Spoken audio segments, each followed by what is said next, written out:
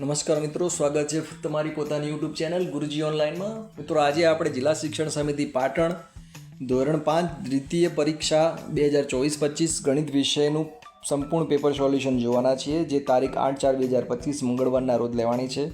જો મિત્રો તમે ચેનલ પર નવા હોય અને આવા એજ્યુકેશનને લગતા અને ટેકનોલોજીને લગતા વિડીયો તમને જોવા ગમતા હોય તો અમારી ચેનલને લાઈક કરજો, શેર કરજો અને સબસ્ક્રાઈબ કરજો, જેથી આવનાર તમામ વિડીયો તમને સમયસર જોવા મળી રહે. તો ચાલો મિત્રો, આજનું પેપર સોલ્યુશન જોઈએ.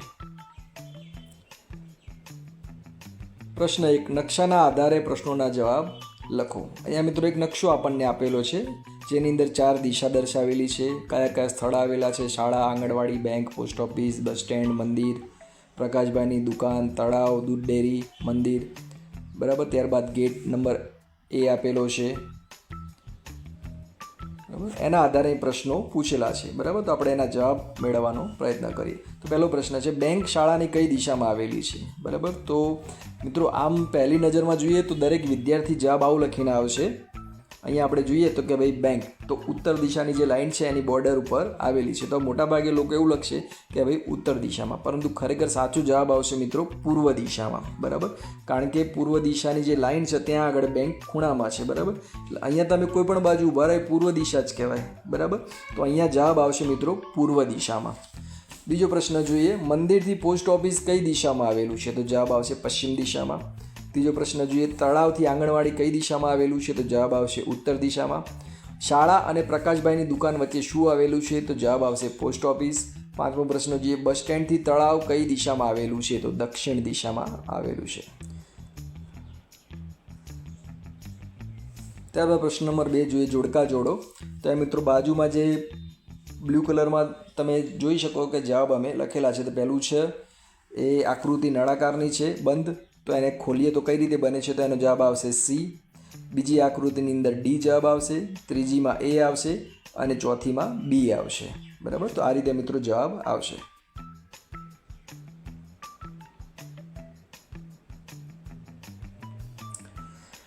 ત્યારબાદ પ્રશ્ન નંબર 3 જોઈએ, નીચેની ખાલી જગ્યા પૂરો. સાદા અપૂર્ણાંકને દશાંશ અપૂર્ણાંકમાં ફેરવો. બરાબર. તો પહેલું આપ્યું છે 95/100. મિત્રો, દશાંશ અપૂર્ણાંકમાં ફેરવવાના હોય એટલે નીચે 100 આપ્યા હોય તો હંમેશા ઉપરની જે પણ સંખ્યા આપી હોય, બરાબર, એના 2 પોઈન્ટ આપણે કાપવાના રહે છે. બરાબર. એટલે 95 આપ્યા છે તો એને 100 વડે ભાગીશું. બરાબર. તો 0.95 જવાબ આવશે દશાંશ અપૂર્ણાંક. ત્યારબાદ બીજું જોઈએ, 9/100. બરાબર. તો અહીંયા આપણે 2 પોઈન્ટ કાપીશું. તો અહીંયા માત્ર 9 જ આપ્યા છે, તો એની આગળ આપણે ફરી એક શૂન્ય મૂકવી પડશે, એટલે 0.09 જવાબ આવશે. ત્યારબાદ ત્રીજા નંબરમાં જોઈએ, 69/10. બરાબર. તો અહીંયા નીચે 10 છે.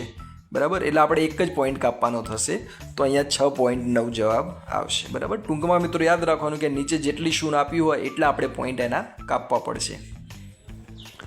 બીજું જોઈએ, દશાંશ અપૂર્ણાંકને સાદા અપૂર્ણાંકમાં ફેરવો.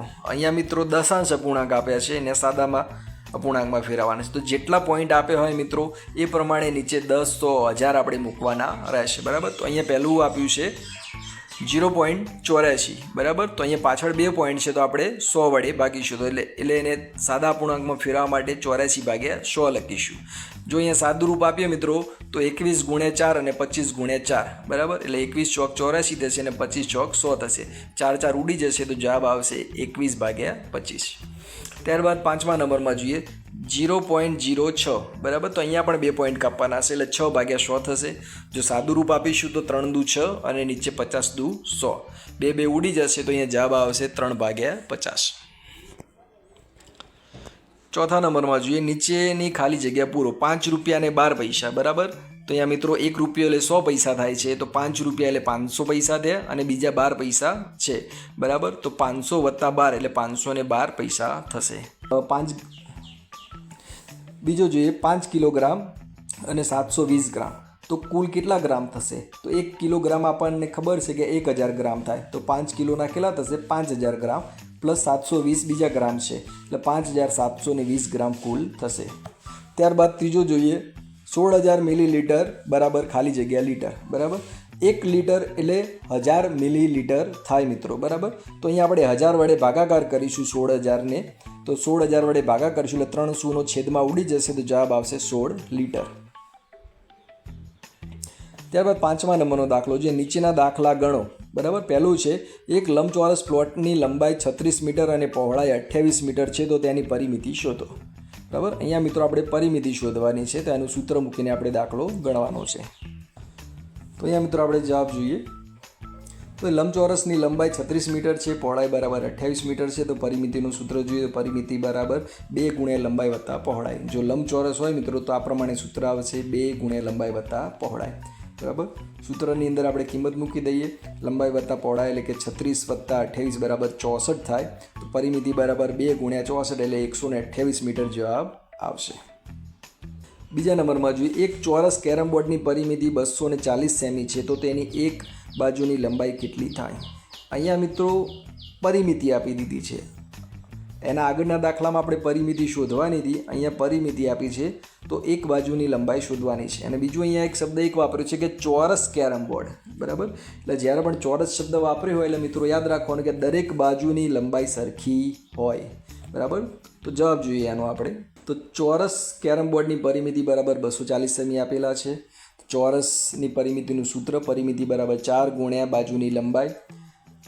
તો આપણે અહીંયા રકમ સૂત્રની અંદર રકમ મૂકી દઈશું. પરિમિતિ બરાબર 240 બરાબર 4 ગુણ્યા બાજુની લંબાઈ. તો બાજુની લંબાઈ એક બાજુ રહેશે અને 4 એ ગુણાકારમાંથી ભાગાકારમાં જશે તો 240 ભાગ્યા 4. તો ભાગાકાર કરીશું મિત્રો આપણે તો 240 ભાગ્યા 4 કરીશું તો 60 સેમી જવાબ આવશે. બરાબર.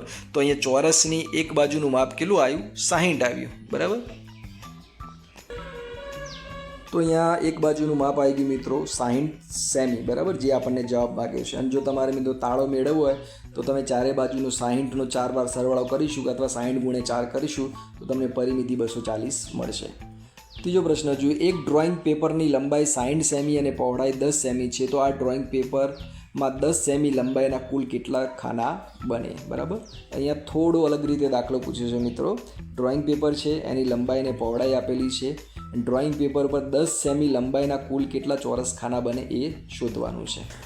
તો અહીંયા મિત્રો વાત કરીએ ડ્રોઈંગ પેપરની લંબાઈ 66 સેમી છે, પહોળાઈ 30 સેમી છે. પ્રત્યેક ચોરસ ખાનાનું કદ એટલે કે 10 બાય 10 સેમી થાય. બરાબર. તો લંબાઈ તરફના ખાના જોઈએ તો 66 ભાગ્યા 10 કરીશું તો જવાબ આવશે 6.6 એટલે કે પૂરા 6 ખાના કહેવાય.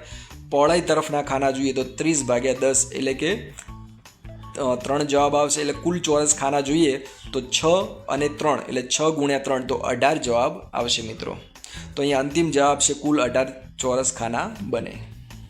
ચોથા નંબરમાં જોઈએ એક બગીચાનું ક્ષેત્રફળ 135 ચોરસ મીટર છે જો તેની લંબાઈ 15 મીટર હોય તો તેની પહોળાઈ મેળવો.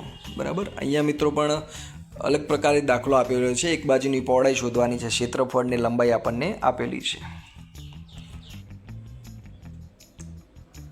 તો ક્ષેત્રફળનું સૂત્ર આવશે મિત્રો ક્ષેત્રફળ બરાબર લંબાઈ ગુણ્યા પહોળાઈ. અહીં આપણને શું આપેલું છે? ક્ષેત્રફળ આપેલું છે 135 મીટર વર્ગ, લંબાઈ આપી છે 15 મીટર અને પહોળાઈ આપણે સૂત્રની અંદર આપણે રકમ મૂકી દઈશું. ક્ષેત્રફળ બરાબર 135 બરાબર લંબાઈ એટલે 15 અને ગુણ્યા પહોળાઈ. પહોળાઈને કર્તાના સ્થાનમાં રાખીશું એટલે 15 છે એ ભાગાકારમાં આવશે. તો 135 ભાગ્યા 15 બરાબર ભાગાકાર કરીશું તો જવાબ આવશે 9 મીટર. તો પહોળાઈ આપણને મળી છે મિત્રો 9 મીટર.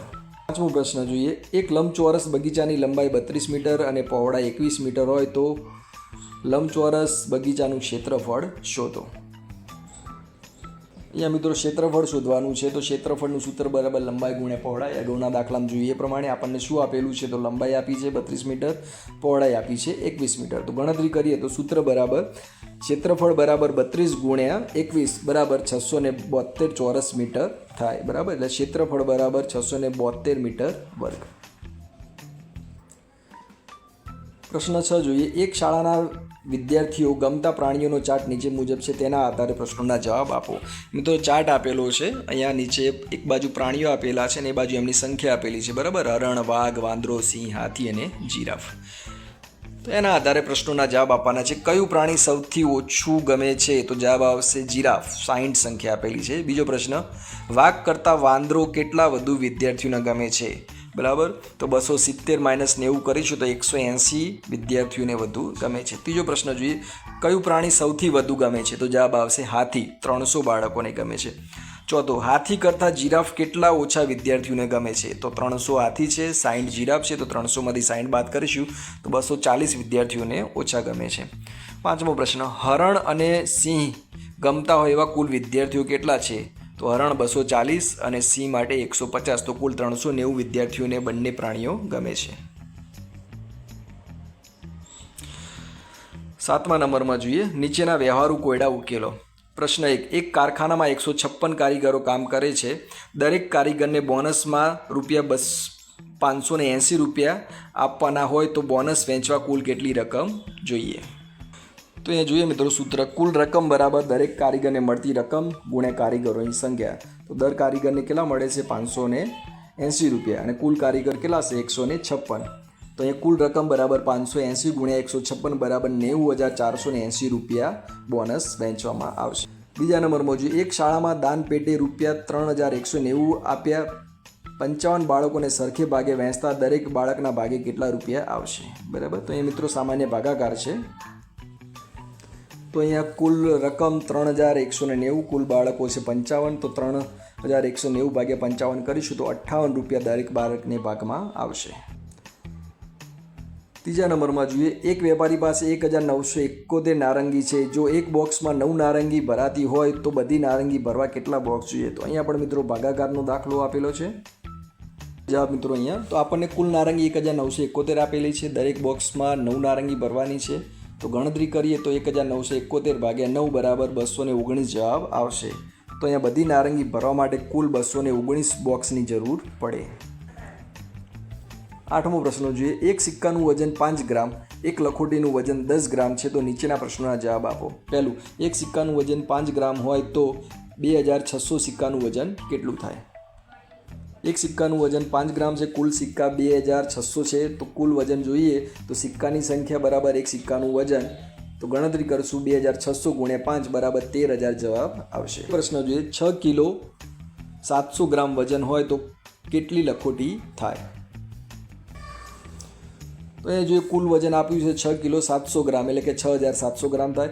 એક લખોટીનું વજન 10 ગ્રામ છે. તો ગણતરી આ રીતે થશે કે 6,700 ભાગ્યા 10 બરાબર 670 લખોટી કુલ થાય મિત્રો. તો અહીંયા વિડીયો આપણો પૂરો થાય છે મિત્રો. આશા રાખીએ છીએ કે સોલ્યુશનનો વિડીયો તમને ગમ્યો હશે. જો વિડીયો ગમ્યો હોય મિત્રો તો લાઇક કરજો, તમારા મિત્રો સાથે શેર કરજો અને અમારી ચેનલને સબસ્ક્રાઈબ કરજો. મળીએ ફરી એક નવા વિડીયોમાં. ત્યાં સુધી રજા આપો. જય હિન્દ, જય ભારત.